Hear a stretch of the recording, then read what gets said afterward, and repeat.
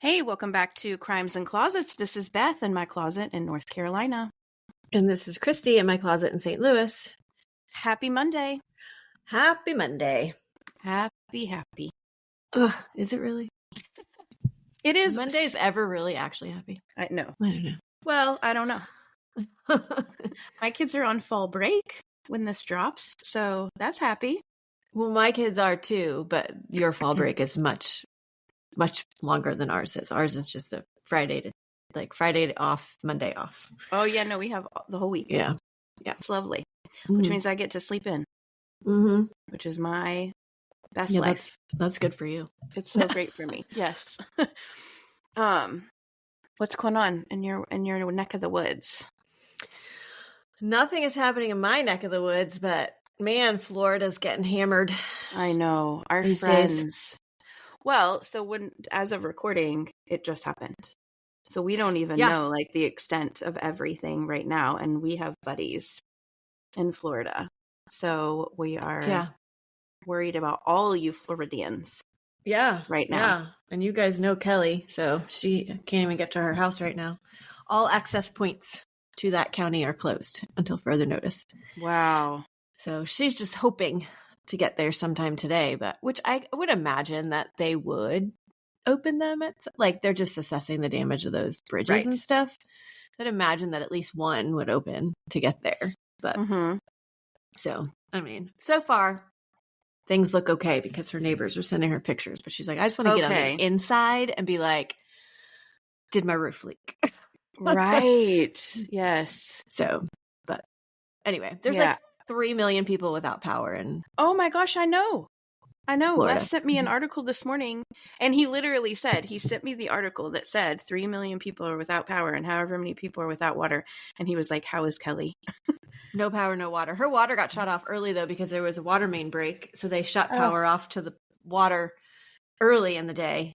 And then her power went out sometime last night because she was like stalking her Ring videos, like looking in her backyard and whatever. And then all of a sudden she couldn't access them anymore. So yeah, but I think she'll be okay. Her roof is fairly new. So I think she's probably okay, but you just don't know. And the roof of Tropicana Stadium blew off. The whole thing? The whole thing's gone except for like 4 pieces. And it was the staging ground for first responders for the area. Oh my gosh. But I don't think that they were all there because I think they just had it like set up. Ready to go. There was like hundreds of like cots lined up on the field and whatever. And the roof is made out of fiberglass, like it's fabric. So for me, I'm like, why was that a staging ground? Anyway, I mean, I get it's a big arena and like, so it can house people, but I just was like, anyway, it just seemed like a weird place. But yeah, it tore. And then once it tore, the whole thing just ripped to shreds. Like if you see an aerial shot, it's not even, it's like ripped to shreds and falling in. I'm sure like pieces blew away, but like it's just like pieces floating. It's crazy. My gosh. Yeah. Yeah. Well, we sure hope you guys are okay. Let us know. Yeah. And we're sending vibes. Yeah, I'm sure we have people who listen in Florida somewhere. I mean, almost the whole freaking state was affected. Right. So we know it. Wow, that is wild. I don't know what's happening right now. Like with all of these, like, I mean, it's apocalyptic. It's freaking global warming.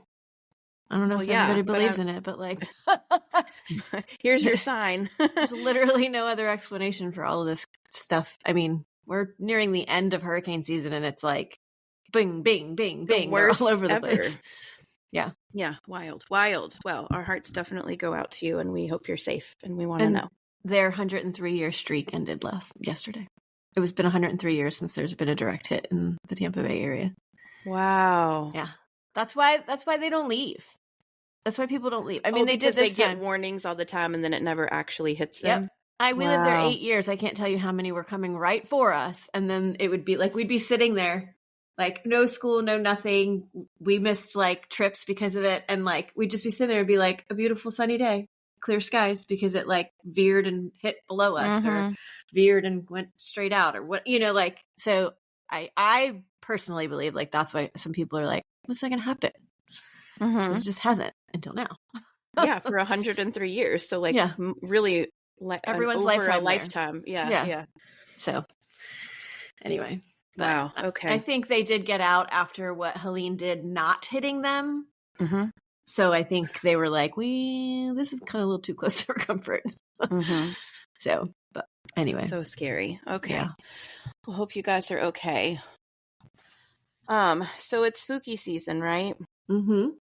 And we have our collab coming up, by the way. We recorded it like earlier in the week, and it's really good. They're both great episodes, I feel like. So you guys are gonna like those. But my mom is in town and my sister, my oldest sister, and we decided to go to a Spirits Halloween store. And that they set up seasonally or whatever, and they have all of these decorations in there. My mom loves Halloween decorations, and she is like, the scarier the better. Like sometimes she likes stuff and I'm like, oh, that's disturbing. It's very like gory and stuff like that. And they have all these things set up in the Spirit Halloween store, big elaborate like displays of these giant spooky things, and you step on stuff and then they do whatever they're gonna do. Yeah. And there's this girl, and she has no face. It's just like white, but you can see like indents of her eyes and her mouth and like her nose. And she's got like black hair that like hangs over her. It kind of looks like that girl from The Ring, sort of, that crawls out of the TV, like spooky like that. And it's like a little girl.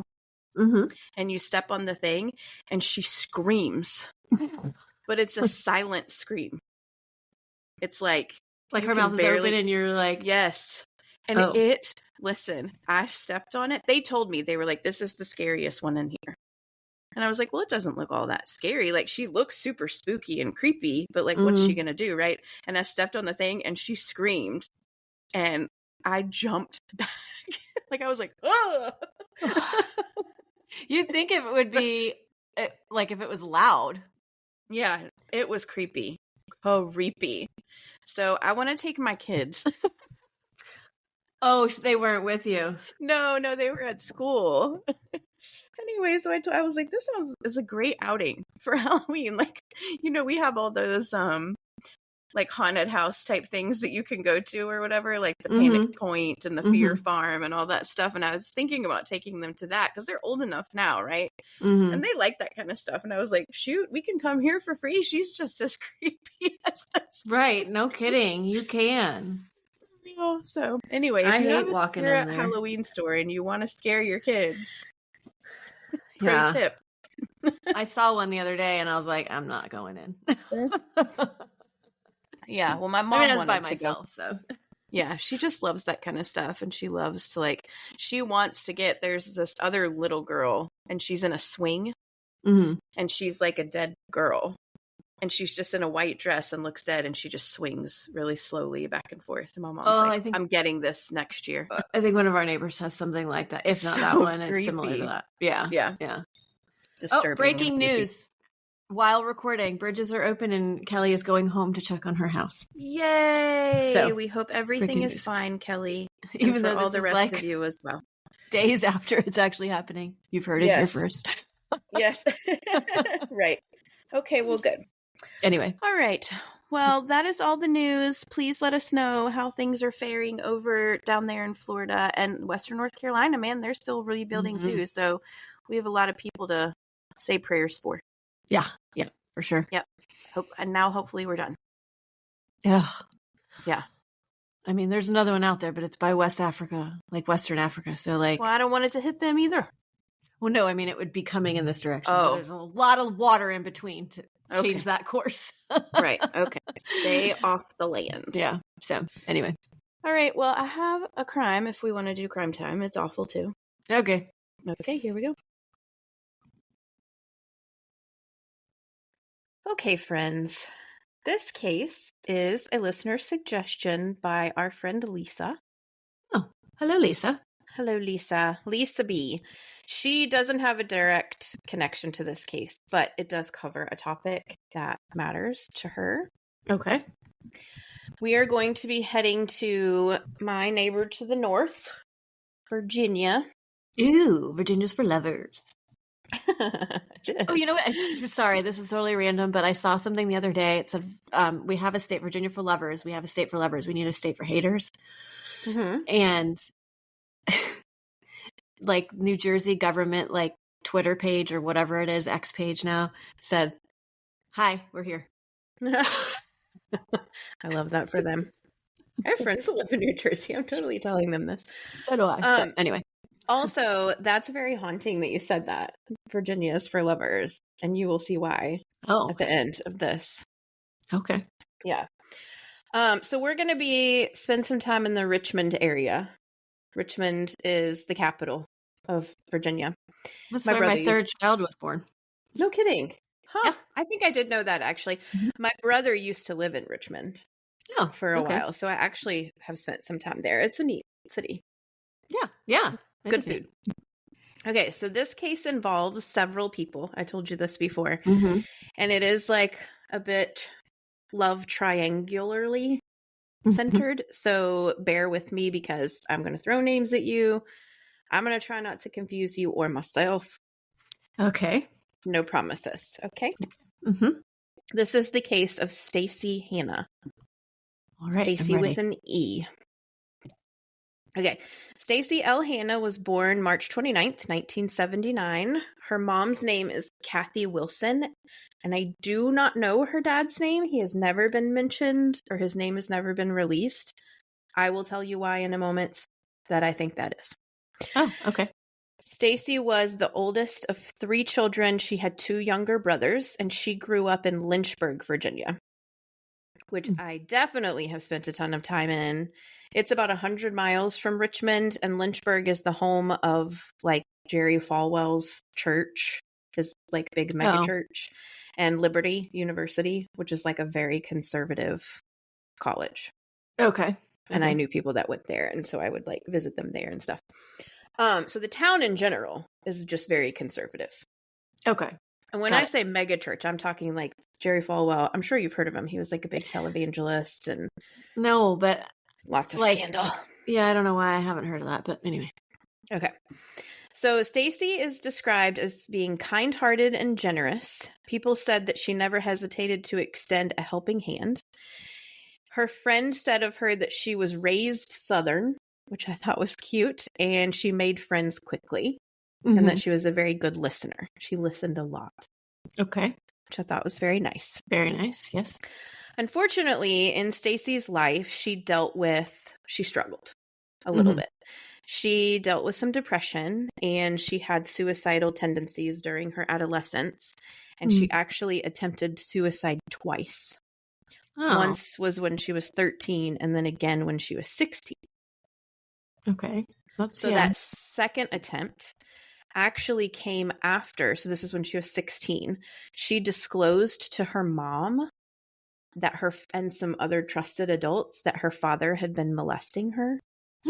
And when she told her mom this, her mom actually confessed to her that this man who she thought was her father was not her dad. Oh. Like no relation. She had just been told that he was her whole life. And then when she disclosed that he was hurting her, her mom was like, well, he's not really your dad. But doesn't make it any better. Well, absolutely not. It makes it worse. I mean, honestly, it's like, not only has this been happening to her, but then she finds this out about she's been lied to her whole life. So that was her second suicide attempt. So Stacey also began questioning her sexual orientation, and she actually came out as gay, but not to everybody. Just to like a few people who she trusted with this information.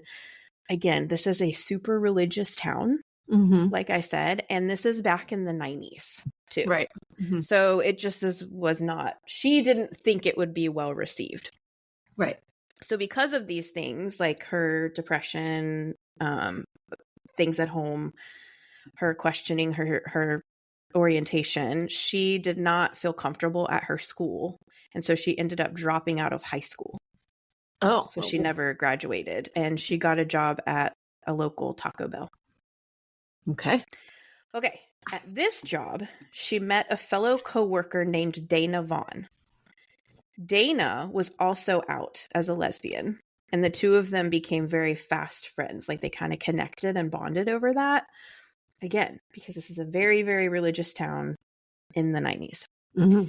Dana was originally from Richmond, and she had moved to Lynchburg, I believe, to follow a girlfriend, but I'm not sure. However, she decided that she didn't like living there, or maybe they broke up or something. I don't know, but she was going to go back to Richmond, to like where she was from and where her friends were. And Stacey decided to go with Dana to Richmond to like visit because they were good friends. And she absolutely loved it. Like, immediately fell in love with it. Dana introduced Stacey to some of her friends. So she met Dana's roommate, whose name was Kelly Tibbs, and she goes by the nickname Turtle.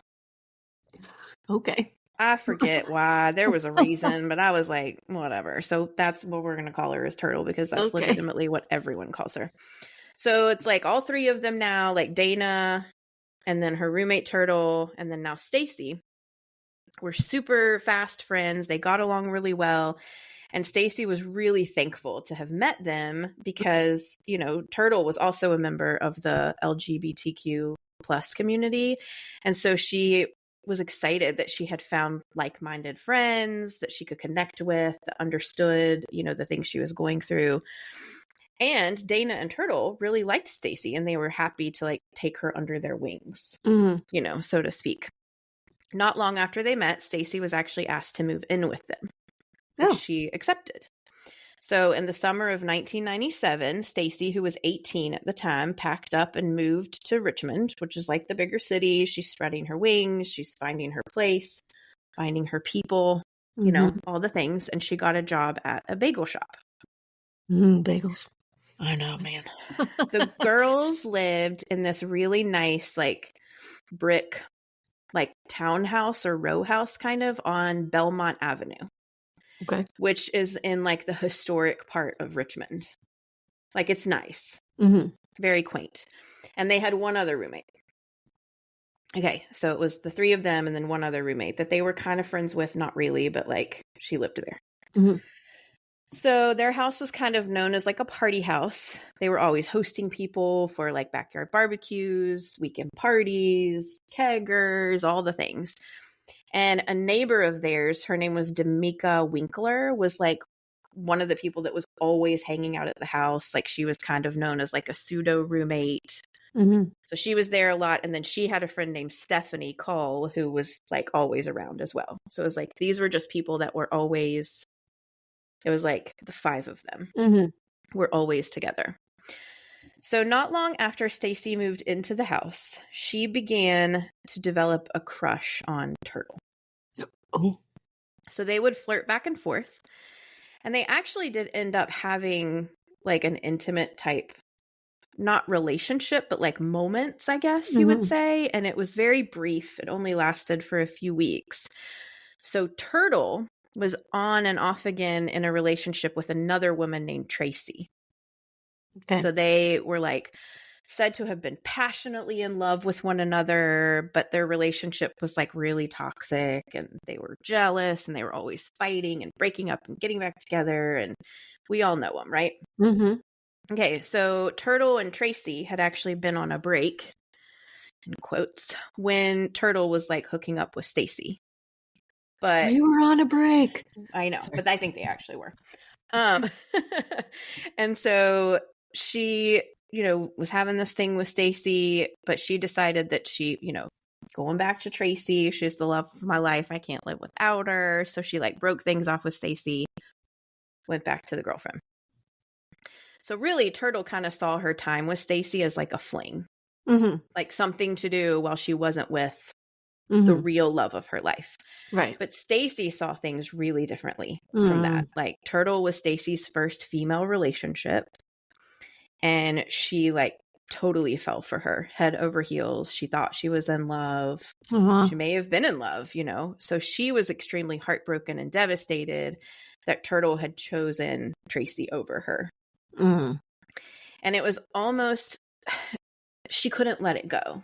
Like Turtle kind of became an obsession to Stacey, or trying to win her back, I should say, became an obsession of Stacey's. Okay.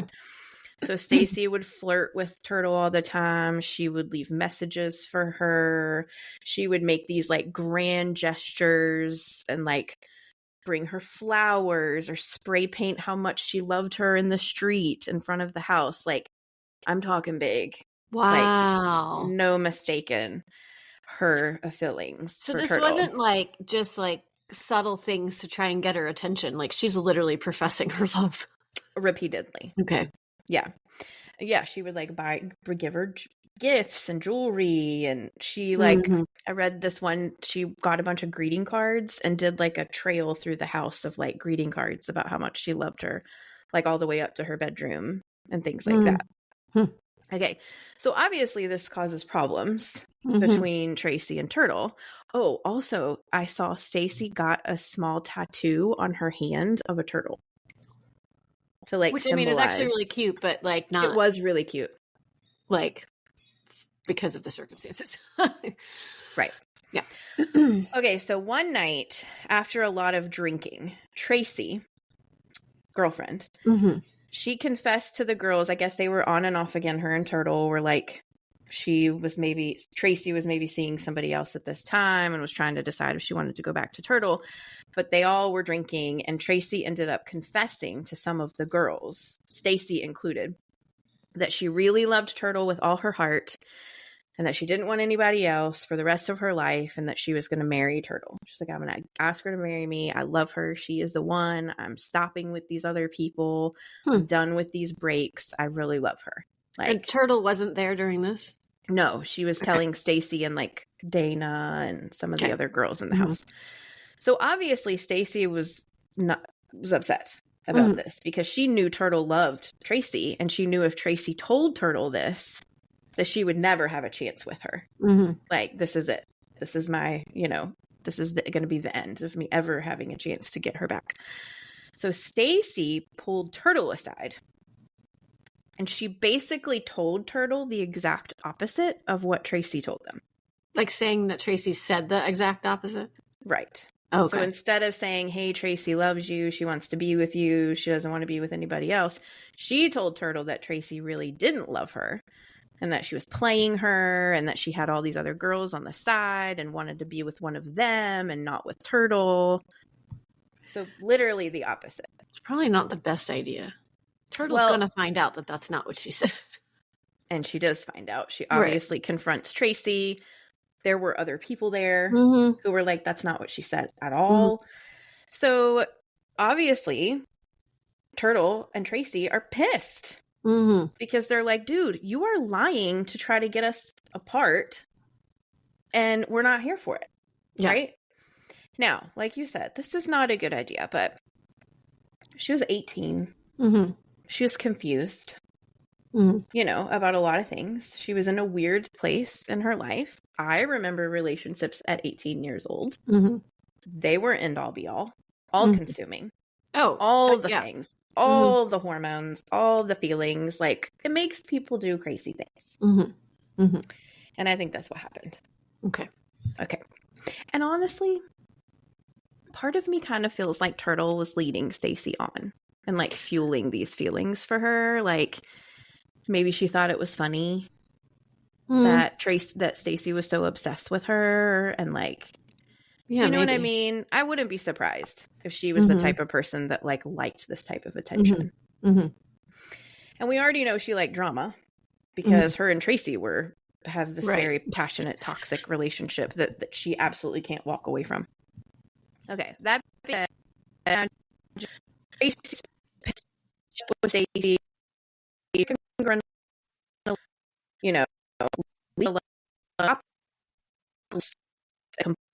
to like any friend group about how much she hated Stacey and that she needed to be dealt with. Like, she needs to go. Like, I'm done with her. So, Yikes. yeah.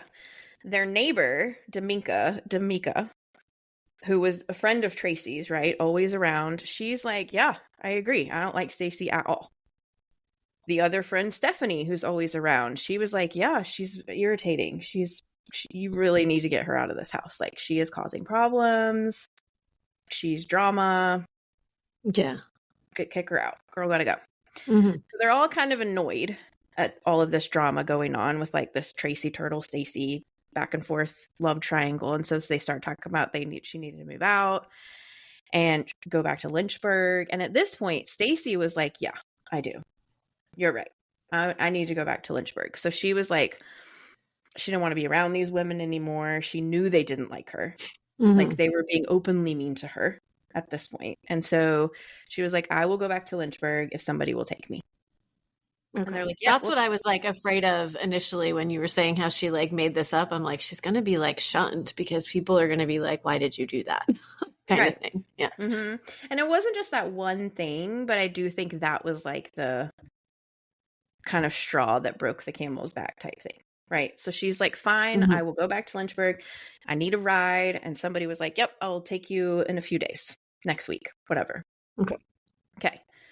So then on Sunday, July 29th of 1997, so this is just months or less since Stacey moved there. This all happened very quickly. Like, started out great, went downhill very fast. The Richmond Police Department got a call from an anonymous person.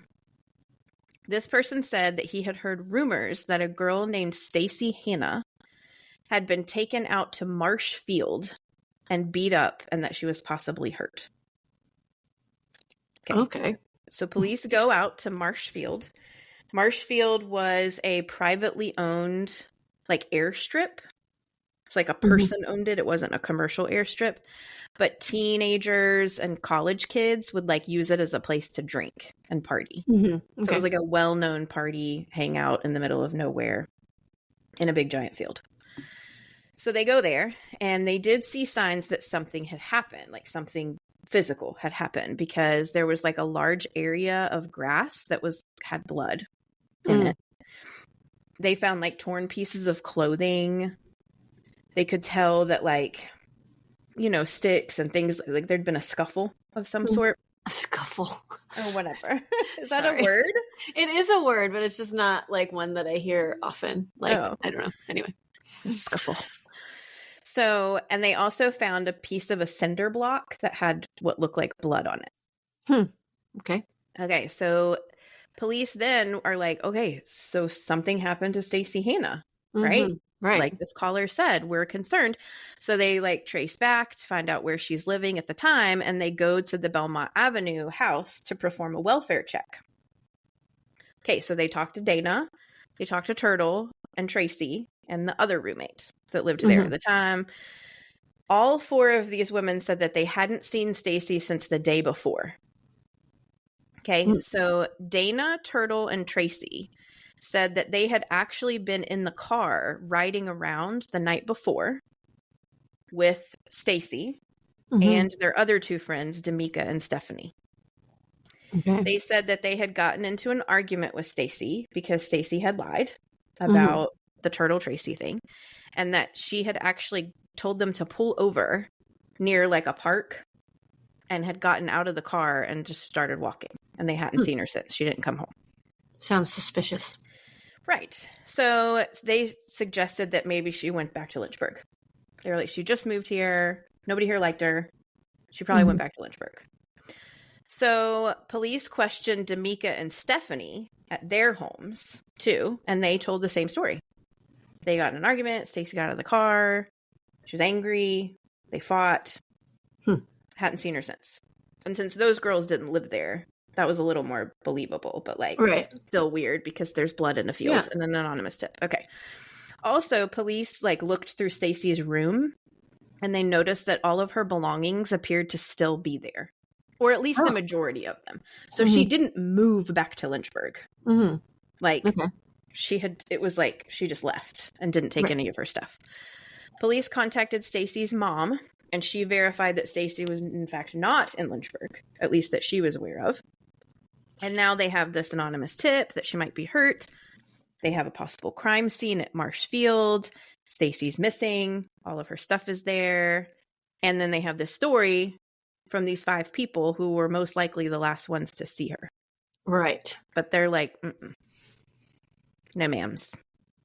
So police put surveillance on these girls to follow them and see what they did, like if they were doing anything suspicious, whatever. Stephanie, who was the owner of the car that they claimed to have been driving around in, was seen going to a car wash and starting to clean out her car with products like bleach and scrub brushes, which, like, I go to the car wash. Yeah. I use the vacuum. Yeah. I was just going to say, I don't use bleach in my car for nothing. Right. No. So police actually stopped Stephanie, like, before she was able to clean her car, because they were like, oh, crap, she's getting rid of evidence. Stop her. Right. And her girlfriend was with her, too. And they performed a search of the car. In the trunk, police found blood and hairs. And the hairs matched Stacey's hair color based on the description. So police take Stephanie and her girlfriend in, right? They're like, no. And then they sent other officers to pick up Tracy, Turtle, D'Amica, and Dana. Okay, the girls at the house. So they did all openly admit during questioning that they disliked Stacey and that they wanted her to move out. And they said that she had planned to move back to Lynchburg that following week because she was creating so much drama in the house. Again, they all stick to the same story that they hadn't seen her since the night before at first. However, slowly, kind of one by one, they all started to, like, crack. I think this was like, we're going into like middle of the night type things. Right. As far as interrogations goes. So the first one to spill the beans was Tracy. Then Turtle, Stephanie, and then D'Amica. Okay, so Dana, which is the other roommate, who was actually Stacey's friend, she told what she remembered, but I will get to that story later because her story is different than the other 4.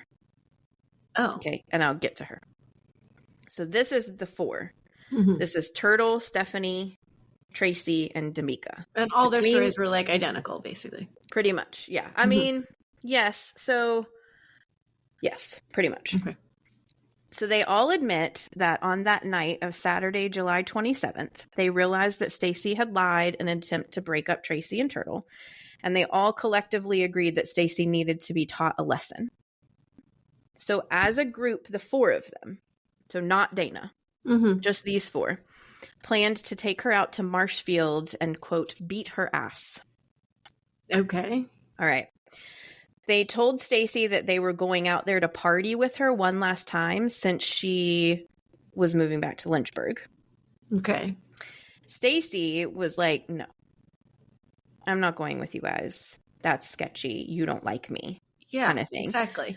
But she said that she would agree to go only if Dana went along. Oh, okay, she felt safer if Dana was safer, and Dana wasn't being mean to her. She was like her closer friend in the house. So that particular night, Dana was really sick, like super high fever, some kind of a cold, whatever. And she had taken a bunch of cold medicine and sleeping pills, and I think may or may not have also been drinking on top of that. But her fever was so high that she was like delirious. Right. So they did drag her to the car to go with them because it was the only way they could get Stacey to go. Oh my gosh, this poor person is like ill. Right. And everyone does say she was super sick. Like that's not just her saying that. Everyone said that. Okay. So they get in Stephanie's car and drive out to Marshfield, and everyone got out except for Dana because she was sleeping in the back seat. Okay, so as far as what happens next, their stories are similar, but they differ because they're all pointing fingers at one another, if that makes any sense, right? So one is saying like, no, she did that. No, it was her that did that. No, she's the one who did that. So whatever. But this is the best they could put things together, what they believe happened. So they get out of the car. Stacey sat down on the grass and was like looking out over the airfield, looking at the sky, and the other 4 girls all looked at each other, counted to 3, and just attacked her. Like all this together? All together. Okay, so this is hard to hear, all of this that happens to her. So trigger warning, if you do not want to hear this, it's very brutal. Like awful, terrible, horrible. So the 4 girls, Tracy, Turtle, D'Amica, and Stephanie, began punching and kicking Stacey over and over again. She's on the ground. She was screaming and crying and asking them why they were doing this to her. They were calling her a liar, and Turtle was saying that she loved Tracy and that, you know, she could never come in between them. So like over and over, they're kicking, punching Stacey. She's completely helpless on the ground, blindsided, confused. Pretty quickly, the attack escalated, and the girls were like egging each other on, right? Like they're, you know how that happens. Like, yeah, we've seen it. We've seen it happen. I think of that documentary Under the Bridge. I was just thinking of that when you started saying that. Like it escalates because they're like, go, go, go, you know, like anyway. Yeah, fueling each other. Yeah. 2 of them pulled out box cutter razor blades and began slashing at Stacey. Yeah. Yikes. So like over and over again, they're like slicing all over her body. So these are not deep cuts. They're like gashes. But those hurt. Awful. Oh my gosh. Terrible. Awful. Stacey was screaming. She was begging for them to stop. She was begging for help. They just kept cutting her, kicking her, punching her. At some point, D'Amica picked up a part of a cinder block that was laying nearby and threw it at Stacey, and it hit her right in the face. Oh, like square in the face. So Stacey was bleeding. She was crying. She's helpless. At one point during the attack, Stephanie, who is the driver, actually stopped attacking Stacey because she was like, okay, she's learned her lesson now. It's too much. So she went back to the car and like waited and said that she was just going to check on Dana, the sick friend. Oh, she's still in the car. Got it. Asleep. So eventually the girls stopped. The 3 other girls stopped. Stacey was still conscious, badly injured. She was begging them to take her to a hospital, and they just laughed at her. So then she was like, take me to a payphone. Let me call somebody. Let me call my mom. Right. Yeah. She said that she wouldn't tell anyone who attacked her if they would just get her some help. She was like, I will never tell anybody. I will go back to Lynchburg. You'll never see or hear from me again. I swear. The girls just got in the car and left. Oh my gosh. However, just a minute or 2 later, they realized that they couldn't just leave her there alive because she would rat on them. So they went back and got her and put her in the trunk of Stephanie's car. Okay. It's like, it's not even done. So they began driving around to decide what they were going to do, because they were like, well, crap. We did not just beat her up.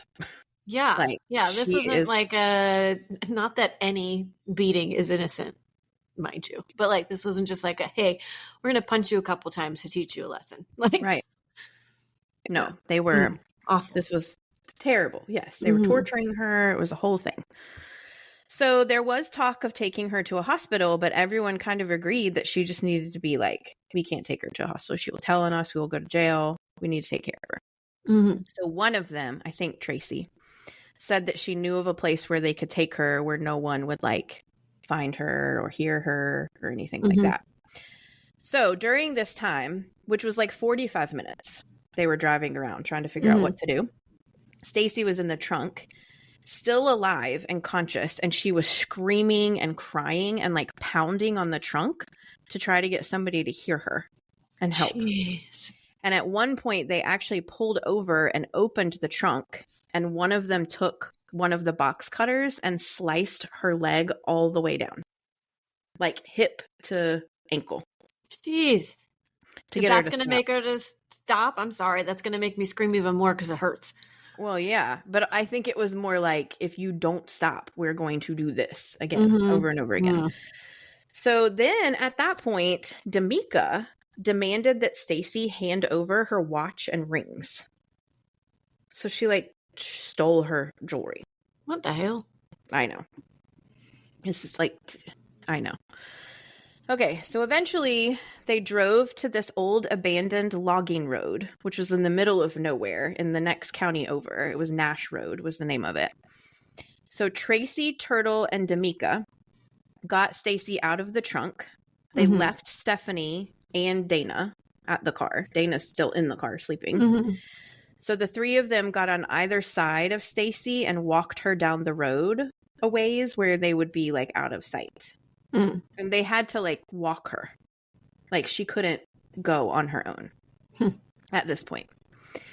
So there on this road, this like muddy road, they continued to beat Stacey. They continued to cut her with the box cutter. Someone carved the word liar into one of her legs with the box cutter. And they were like pushing her face in the mud to like keep her from breathing. Like repeatedly, they were doing this. They removed all of her clothing because they said that she was wearing turtle's clothes.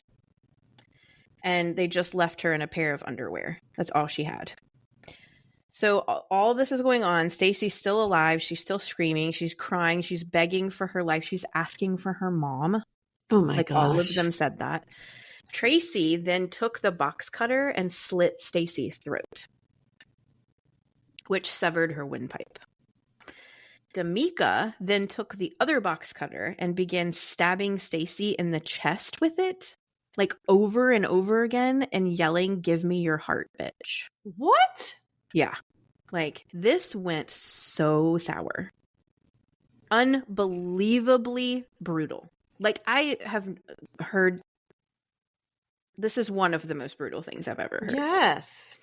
This is terrible. It's terrible. Once they assumed that Stacey was dead, they left her in a muddy hole, face down and bleeding. Oh my gosh. They walked back to the car where Stephanie and Dana were. They came up with this story about dropping her off near the park. They drove home and they went to bed. How do you just go to bed like that? I don't even know if I'd be able to. No, ever. Yeah. That ever would be again. Burned in my memory and I wouldn't be able to sleep. Right. The following day, Tracy took all of their bloody clothing to a nearby apartment complex of a friend of hers and put it in the dumpster. Oh, Lord have mercy. Fortunately, Tracy could not keep her mouth shut about it. So she called her childhood best friends, who were twin sisters, and she told them, she bragged to them really about murdering Stacey. Were they the anonymous call? Yes. So these girls had a conscience, thankfully. They told their dad, like immediately, and her dad was the person who called the anonymous tip to the Richmond police. Okay. So here they are now. This is the story they tell. This is what they've pieced together from... And this was hours and hours and hours of interviews and all this and that. So at the time that they were questioned, Tracy, Turtle, and D'Amica, all three had scratches and bruises and cuts on them from the attack, where like Stacey had fought back. Turtle actually even had a couple gashes from the box cutter, where like it had slipped, or I don't even know how it happened. But anyway, Tracy's knuckles were like super torn up and bloody from punching Stacey so hard in the face. And her fists were hitting Stacey's braces. She had like metal braces. And so they like tore up Tracy's hands. Jeez. D'Amica was actually wearing Stacey's watch. When the one that she stole from her. Right. During the questioning. So it's like, okay. Idiots. So Tracy actually got in the car and rode with the police to the location on Nash Road where they had left Stacey's body. There, police found her, and she was deceased, unfortunately. Tracy also led police to the dumpster where she had disposed of their, like, muddy and bloody clothes. So all four women, who, by the way, are only 18 and 19 years old themselves, they were all charged with abduction, robbery, and capital murder. So they were seeking the death penalty for these folks. Oh, not surprisingly, by the way, before they went on trial, Turtle and Tracy broke up. Oh, well, that's too bad. Isn't it? Yeah, it is. It's way too bad. I'm glad that they're going for capital murder because this, I know that they intended to beat her up, but I think they went in intending to kill her, not just beat her up, because they went with box cutters. 100%. You don't just carry box cutters around. I don't care who you are. Right. Unless you're construction guy that's like on your belt. Right. Or construction person, I should say. Yeah. But I 100% agree. You don't carry box cutters around. Yeah. It's premeditated. Yeah. No question. At least for these three. Okay. So Stacey's autopsy, as you can imagine, it is horrific. She was found naked, except for underwear. She had a lot of bruisings, a lot of abrasions. She had over 65 gashes and cuts from the box cutter, several that were over 14 inches long. Wow. She had blunt force trauma to her head, torso, arms, legs, hands, and feet. Her nose was fractured, most likely from the cinder block. There were markings as if she had been beaten with a belt. They found the word liar carved into her leg. Her throat was slit. It did not cut her carotid artery, but it did sever her windpipe.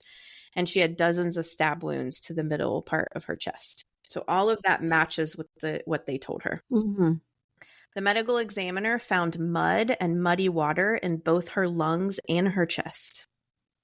And her cause of death, or lungs and her stomach, sorry. And her cause of death was determined to be drowning and severe blood loss. There was evidence that she may have laid there alive for possibly hours before. Oh my gosh. But they don't know. Wow. Yeah, that's so sad. So all four girls went on trial separately. Turtle was pinned as being the ringleader of the whole murder plot, which she denies, by the way. Oh. The blood at the field and the blood in Stephanie's trunk were a match to Stacey's, as well as the blood that was on the clothing. The mud that was found on the girl's shoes matched mud that was found at both crime scenes. During the trial, two different friends of Stacey's actually came forward saying that shortly before her murder, Stacey had called them and made comments about fearing violence from the group because they hated her so much. So she was scared. Wow. Turtle and Tracy were both convicted of first-degree murder and abduction. So the robbery charge for them was dropped because it was determined that only D'Amica had stolen Stacey's jewelry. So since that was dropped, that takes away the capital murder. Oh, you have to have all the other... Well, you have to have another felony. Okay, for it to be eligible for the death penalty. So when they dropped the robbery charge, it changed it. So they were both sentenced to life in prison. Is abduction not a felony? I guess not. Or not the right kind to cause to be a capital case. Okay, so life in prison, they will be eligible for parole, but they'll be about 60 years old when they're first eligible, and that will be like 2038. Wow. Now, that's around the corner, by the way. I know. Well, yeah, because it's happened in 97. That's not saying they'll get it. Right. But they'll be eligible. Yeah. So D'Amica was convicted of abduction, murder, and robbery. So due to that additional robbery charge, like I mentioned, hers was a capital offense and she was sentenced to death by lethal injection. However, this was later overturned, the sentencing, because it was determined that it was unjust since the other two were not sentenced as harshly. Right. That's what I was wondering. Yeah, she was resentenced to life without the possibility of parole. Okay. So she won't be eligible for parole, but the other two will. Okay. And I did read that Stacey's mom actually had a hand in getting her sentence reduced because she said that if they all weren't going to die for the crime, then none of them should. Well, it's actually kind of true. I mean, I believe that. Like, I don't think one person should be sentenced to death when there was 4 people involved in it. Right. So all 3 of them are currently being housed in the same Virginia prison last I found. Okay. Okay, Stephanie, driver. Her charges was later reduced to first-degree murder only because it was determined that she wasn't involved in Stacey's actual killing. So they reduced her charges. She was convicted of that. She actually had a pretty debilitating case of rheumatoid arthritis that she was born with. And they said that there physically wasn't very much she could have actually done. Like she couldn't even open a bottle of soda. That's how debilitating her disease was. Like she really had a hard time functioning. at least to a level of physicality like what happened here. So she was convicted of murder. She was sentenced to 20 years to life in prison. However, she was released on parole in 2015 after serving 18 years of her sentence. Oh, wow. Okay. I think she was like 36 or something. And she's since gone off the grid. I could not find her anywhere. Also, I do want to say, just because I think this is interesting, she was the only one of the 4 that could actually afford to hire her own attorney. And she got the lightest sentence, which I just think isn't a coincidence. So Dana, the sick roommate. Yes. That was sleeping in the car. She was never charged with anything. Nothing. Well, she was asleep. Well, but she knew that Stacey was gone. And I did read, okay, she testified in their trials. And she does say she heard things. Like, she could hear her screaming at times. I don't know if she wasn't registering it or processing it. Right. I was going to say she was all doped up and delirious. And she didn't go in there. They asked her to come so that Stacey would feel comfortable. I don't think she knew they were going to do that. I agree with that. She wasn't there for any of the planning or anything like that. She was kind of like lumped in after the fact or whatever, for sure. But this does upset a lot of people. Yeah. That she wasn't charged with like accessory to murder or not reporting it, or whatever. And she did lie. She was part of the lie where they said, no, she got out of the car. Remember, Dana? So she was the key witness for the prosecution in all 4 trials because she was like there. So I do think that maybe her testimony might have a big reason why she was never charged, but that's just me speculating. I don't know that at all for sure. So both Stephanie's early release and Dana never being charged or held accountable for not stopping the murder are things that Stacey's mom says she will never be okay with. Like, she's very, very upset that the 2 of them got off so light or got off completely. In Dana's case. Okay. So Stacey's mom, she's very heartbroken, obviously, by her loss. She wasn't even aware that Stacey was gay. Oh, because Stacey had not come out to her. So she held a funeral service for Stacey in Lynchburg. It was attended by a lot of people. It's very big testament to like what a good friend Stacey was.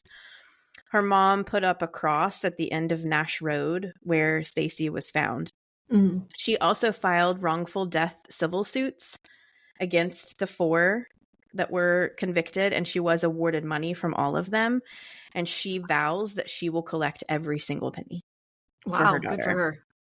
Okay, so this case, huge case, very large, shocking, brutal case. It's become part of like Richmond lore as like the deadly lesbian gang murders. And it's called the Girls of Belmont Avenue.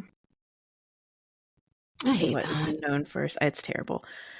I think Stacey, really sadly, she struggled her whole life, I feel like, for, one reason or another, her home life, the situation with her not dad, abusing her, this, mental health issues, depression, suicide. And then she was brutally murdered by members of her own community who she thought were her friends. And one of them she thought she loved. Right.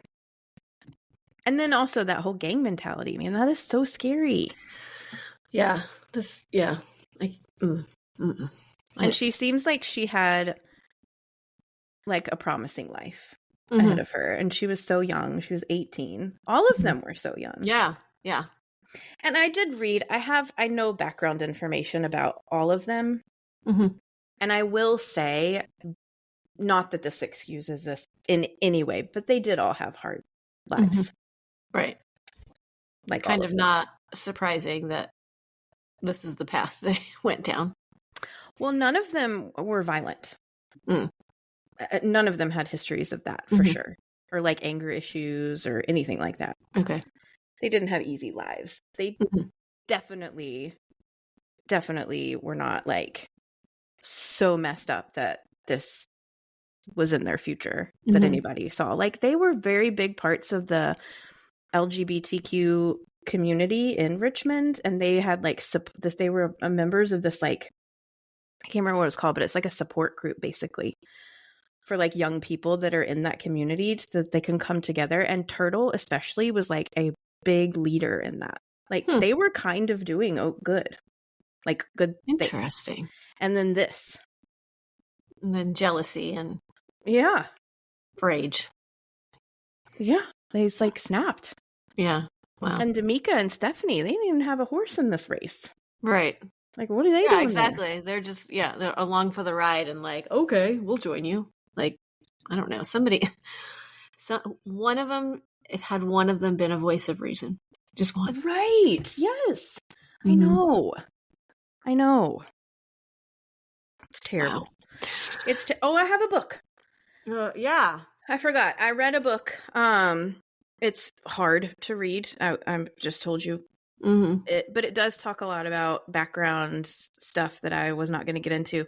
It's called A Fatal Lie, A True Story of Betrayal and Murder in the New South by Sally Chu. I will give it away. Stay tuned for my post on social media.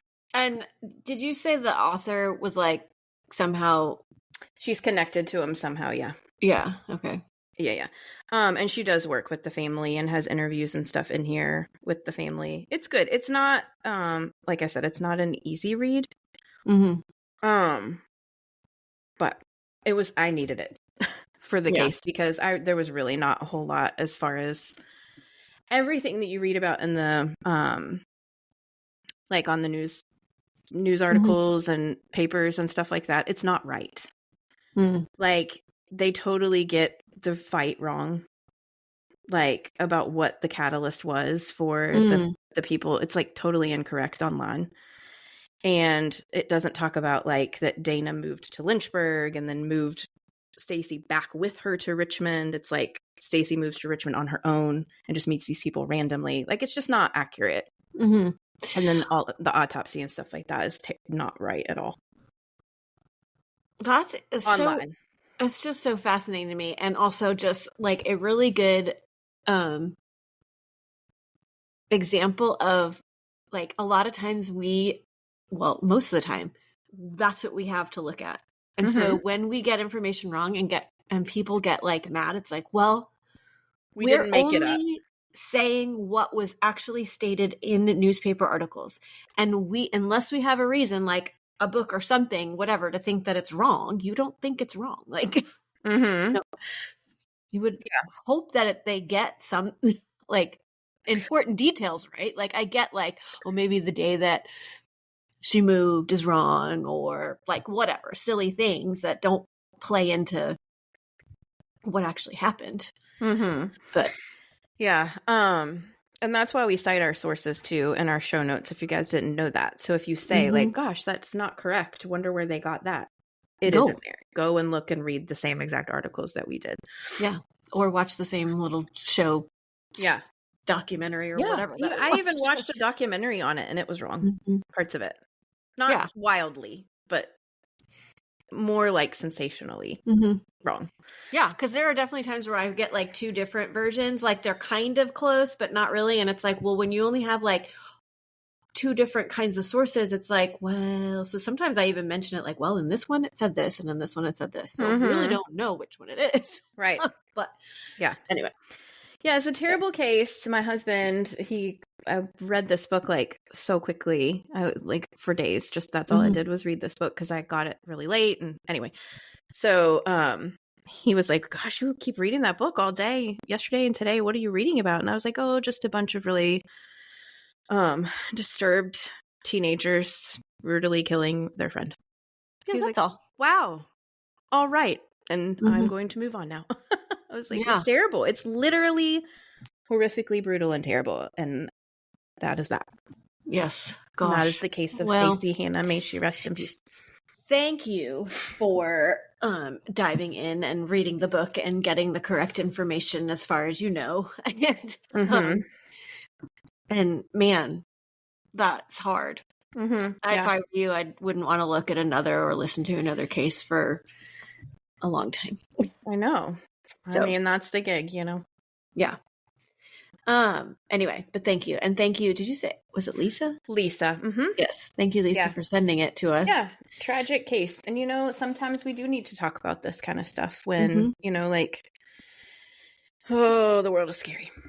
Well, and it's really interesting is that after this, we're going to record the episode that is going to be the week before this one.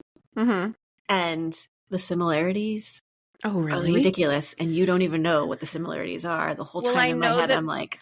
both of their names are Stacey with an E. Uh-huh. Yeah, but there's even more. Oh, no.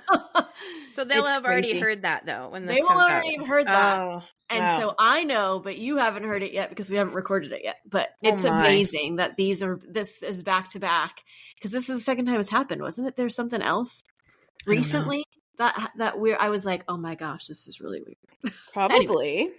Anyway. Okay.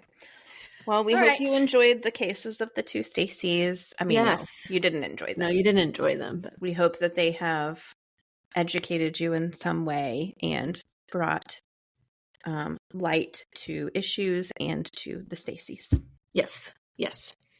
Anyway, again, thank you for doing all that. Thank you guys for joining us. Go check us over at our Patreon. Mm-hmm. Stay tuned for Halloween. All the special things that we do for Halloween, that's coming. Yes, we have our Halloween collab with What Happens in the Woods. Mm-hmm. So I'm excited. Wait till you hear the topic. I know. So excited. I'm just excited that we're continuing to do it. And because they were on hiatus for a while. Mm-hmm. And so it's awesome that we are still going to get to go do this. So anyway, so check us out the end of the month, a couple weeks from now. Anyways, and always remember, the world is scary. People suck.